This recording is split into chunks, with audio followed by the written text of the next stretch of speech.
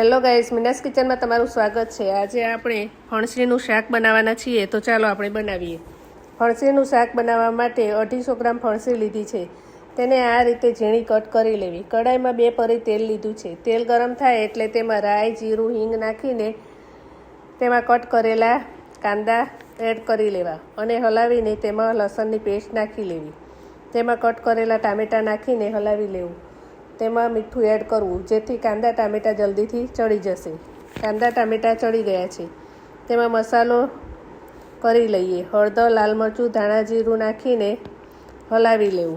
પછી તેમાં કટ કરેલી ફણસી નાખી લેવી અને પછી શાકના ભાગનું મીઠું નાખી લેવું। સારી રીતે મિક્સ કરીને તેની ઉપર થાળી ઢાંકી લેવી, એટલે વરાળના પાણીથી આપણું શાક ચડી જશે। જુઓ, શાક ચડીને એકદમ તેલ ફૂટીને ઉપર આવી ગયું છે। શાક સરસ ચડી ગયું છે। આપણું ફણસીનું શાક બનીને તૈયાર છે। તે ખાવામાં ખૂબ જ સરસ લાગે છે। જો તમને આ વિડીયો ગમ્યો હોય તો વિડીયોને લાઇક કરો, શેર કરો અને ચેનલને સબસ્ક્રાઈબ કરો। મળીશું એક નવી રેસિપી સાથે। ત્યાં સુધી બાય બાય, થેન્ક યુ।